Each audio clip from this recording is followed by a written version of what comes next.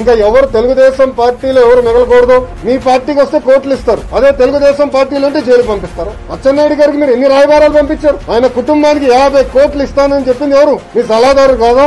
50 కోట్లు ఇస్తాం, వచ్చేసేయండి అందరూ. ఒక ఎంపీ 2 ఎమ్మెల్యేలు ఉన్నారు, రాండి మిమ్మల్ని మేము చూసుకుంటామని చెప్తే అచ్చెన్నాయుడు తిట్టినందుక ఈ రోజు మీరు తీసుకెళ్ళని జైల్లో పెట్టారు. రేపు మాప నన్ను తీసుకెళ్తారండి, మా నాయకుడిని తీసుకెళ్తారండి. అయ్యా ఆ రోజు చెప్పా, నీ తాతను చూసా, నీ నాన్నని చూసా, ఇప్పుడు నిన్ను చూస్తున్నా. నువ్వేమి పీకలు దొంగ కేసులు పెట్టి జైల్లో పెడితే మేము ఊరుకోం, గుర్తుపెట్టుకోండి.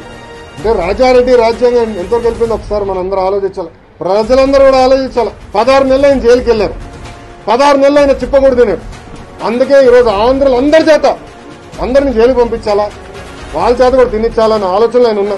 నేను ఆయన ఒకటే హెచ్చరిస్తున్నా, అన్ని రాసుకున్నాం, వడ్డీతో సహా చెల్లిస్తాం, వదిలిపెట్టాం. ఏదో మర్చిపోతాంలే, పట్టించుకోలే అనుకుంటే ఇది పొరపాటు మీరు పడేది. మా కార్యకర్తల పైన, మా నాయకుల పైన ఇట్లా దాడి చేస్తా పోతే మేము ఊరుకోం, గుర్తుపెట్టుకోండి. తొందరలో తిరుగుబాటు కూడా రాబోతుంది మీ పైన. ప్రజలు కూడా నేను విజ్ఞప్తి చేస్తున్నా, మొన్నటి వరకు మా కార్యకర్తలు వినబడ్డారు, ఈ రోజు మా నాయకులు వినబడుతున్నారు, రేపు మీ పైన పడతారు. జగన్ రెడ్డి గారు ముఖ్యమంత్రి అయిన తర్వాత బడుగు బలహీన వర్గాల పైన దాడి కూడా పెరిగింది. నేను మళ్ళీ చెప్తున్నా, జగన్ రెడ్డి గారు గుర్తుపెట్టుకోండి, వడ్డీతో సహా చెల్లిస్తానేది. మా కార్యకర్తల దగ్గరికి, మా నాయకుల జోలికి మీరు వచ్చారు, వడ్డీతో సహా చెల్లిస్తానని ఆయనకు విజ్ఞప్తి చేస్తున్నాను.